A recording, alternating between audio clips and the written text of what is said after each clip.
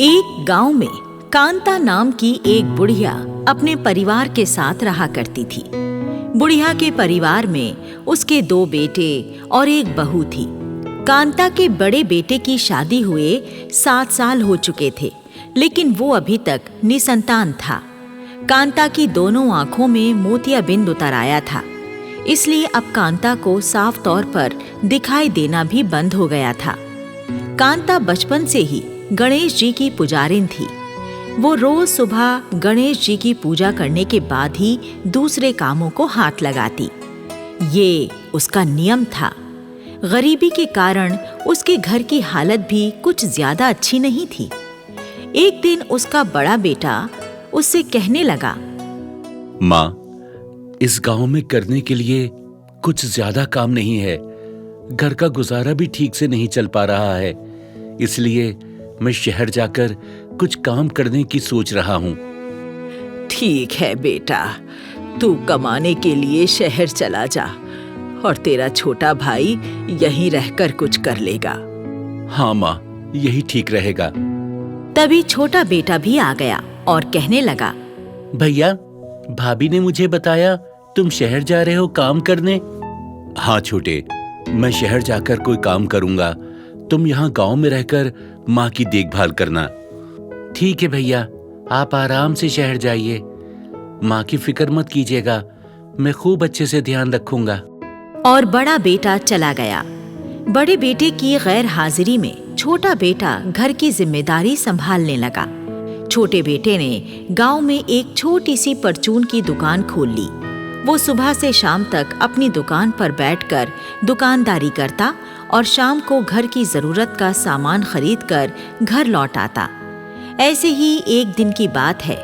रात के समय घर के तीनों सदस्य बैठे हुए खाना खा रहे थे, लेकिन कांता को कुछ भी नजर न आने के कारण वो खाना नहीं खा पा रही थी।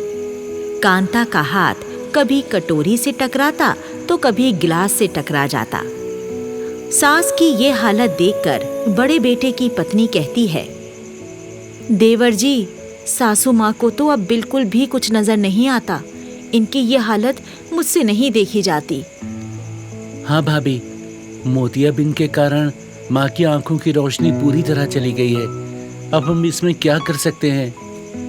अरे मैं तो कहती हूँ इन्हें किसी अच्छे से आंखों के डॉक्टर को दिखा दो।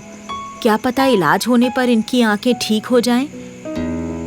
भाभी, काश मेरे पास इतने पैसे होते तो मैं कल ही माँ को डॉक्टर के पास ले जाता।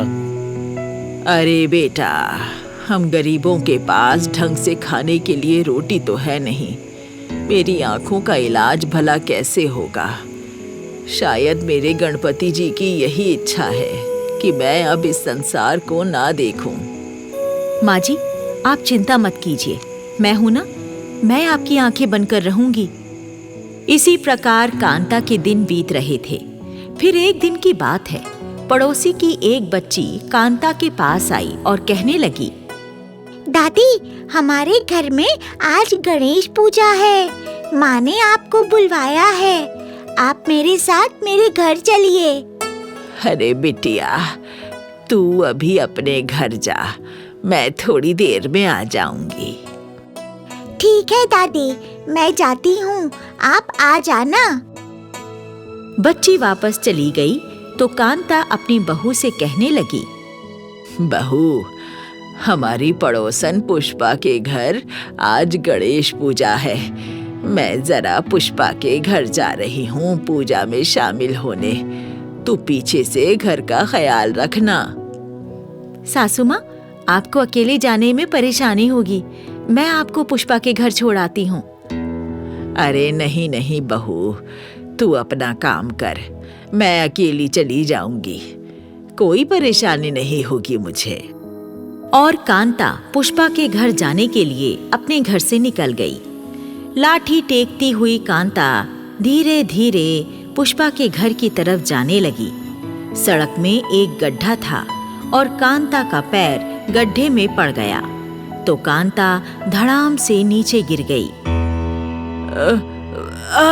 हाय मैया, हाय मैया, मर गई रे मैं तो। हाय मैया। तभी सामने से कांता का छोटा बेटा आया। वो उससे कहने लगा, अरे माँ, तुम इस गड्ढे में कैसे गिर गई? बेटा, मैं पुष्पा के घर गणेश पूजा में शामिल होने जा रही थी कि इस गड्ढे में गिर पड़ी। फिर बेटा कांता को सहारा देकर वापस घर ले आया। कुछ दिन बीत गए और गणेश चतुर्थी भी आ गई। कांता और उसकी बहू विधिवत गणेश जी की पूजा करने लगी और खीर का प्रसाद बनाकर भूखे बच्चों को खिलाकर पूजा का कार्यक्रम संपन्न किया। फिर रात हो गई। सब लोग अपने अपने बिस्तर पर गहरी नींद सो गए। आधी रात के समय कांता के कमरे में गणेश जी प्रकट हुए और उसको जगाते हुए कहने लगे, कांता, उठो, देखो, मैं स्वयं तुम्हारे सामने मौजूद हूँ। जागो कांता, जागो। कांता जागकर उठ बैठी। वैसे तो उसको कुछ भी दिखाई नहीं देता था, लेकिन गणेश जी को वो साफ साफ देख पा रही थी। गणेश जी को प्रत्यक्ष रूप से अपने सामने पाकर वो हैरान रह गई। हे विघ्नहर्ता, हे गणपति बप्पा, आपके दर्शन मात्र से ही मेरी आंखें ठीक हो गई हैं। आपके दर्शन पाकर तो मैं धन्य हो गई प्रभु। आपको कोटि कोटि प्रणाम। तुम्हारी आंखें अभी ठीक नहीं हुई हैं कांता। ये तो तुम केवल मेरे दिव्य रूप को ही देख पा रही हो। मैं तुम्हारी सच्ची भक्ति से प्रसन्न हूं और मैं तुम्हें एक वरदान देना चाहता हूं। तुम कोई भी एक वरदान मांगो, मैं तुम्हें एक वरदान दे दूंगा। कांता सोच में पड़ गई। समझ में नहीं आ रहा प्रभु, मैं क्या वरदान मांगू? मेरी तो बुद्धि ही काम नहीं कर रही है। मैं जानता हूं पुत्री, तुम इस समय एक विचित्र परिस्थिति में उलझ गई हो। तुम समझ नहीं पा रही हो कि मुझसे क्या वरदान मांगो। हाँ मेरे भगवान, बिल्कुल यही बात है। तो तुम ऐसा करो पुत्री, अच्छी तरह सोच विचार कर लो, अपने सगे संबंधियों से सलाह कर लो कि तुम्हें कौन सा एक वरदान मुझसे मांगना चाहिए। मैं 2 दिन बाद फिर आऊंगा, तब तुम मुझसे वरदान मांग लेना। फिर गणेश जी अंतर ध्यान हो गए और कांता फिर से सो गई। अगले दिन सुबह जागने पर कांता अपनी बहू को गणेश जी के वरदान वाली बात बताती है और बहू से पूछती है, हे बहू, तू मुझे बता, मैं गणेश जी से क्या वरदान मांगूं? सासू माँ, आप गणेश जी से पोता मांग लेना, यही सबसे बेहतर वरदान रहेगा। कांता फिर अपने छोटे बेटे से पूछती है, बेटा, रात गणेश जी मुझे दर्शन दे गए। उन्होंने मुझसे कोई भी एक वरदान मांगने को कहा है। तू बता, मैं भगवान से क्या मांगू? माँ, तुम तो जानती हो, हम लोगों को अच्छा जीवन जीने के लिए धन की बहुत जरूरत है, इसलिए तुम गणेश जी से ढेर सारा धन ही मांग लेना। कांता सोच में पड़ गई। बहू अपने मतलब का वरदान मांगने की सलाह दे गई। मेरा बेटा अपने मतलब का वरदान मांगने को कह गया। अब मैं क्या करूं? फिर थोड़ी देर बाद कांता की पड़ोसन पुष्पा कांता से मिलने आई तो कांता ने पुष्पा को भी सारी बात बताकर कहा, अब तू ही बता मुझे, पुष्पा, मैं गणेश जी से क्या वरदान मांगूं? अरे चाची, मेरे हिसाब से तुम्हें ज्यादा अपनी आँखों की जरूरत है, इसलिए तुम आंखें ठीक होने का वरदान ही मांग लेना। पुष्पा की बात सुनकर कांता गहराई से कुछ सोचने लगी। फिर रात हो गई और कांता गणेश जी के आने का इंतजार करने लगी। आधी रात के बाद गणेश जी प्रकट हुए और पूछने लगे, हाँ तो कांता, बताओ मुझे, तुमने क्या वरदान मांगने के बारे में सोचा है? हे विघ्नहर्ता, मैं आपसे ये वरदान चाहती हूँ कि मैं अपने पोते को सोने के पलंग पर अपनी आंखों से सोता हुआ देखूं। बस यही एक वरदान मुझे दे दो प्रभु।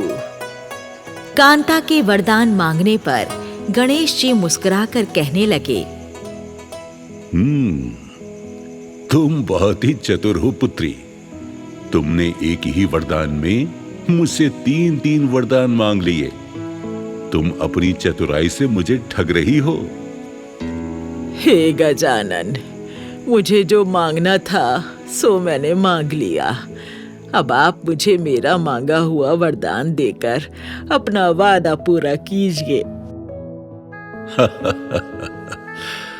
मैं तुम्हारी इस चतुराई भरी ठगी से भी प्रसन्न हूं पुत्री।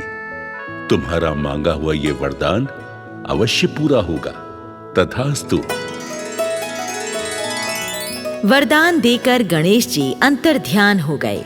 कांता की आंखों की रोशनी वापस लौट आई और उसका पुराना घर बड़े आलीशान मकान में बदल गया, जो कि सोने के पलंग और कीमती चीजों से भरा हुआ है।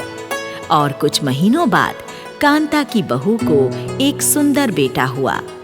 इस तरह कांता ने अपनी चतुराई से गणेश जी को ठग कर अपनी गरीबी एक ही झटके में दूर करके अपना जीवन खुशहाल बना लिया।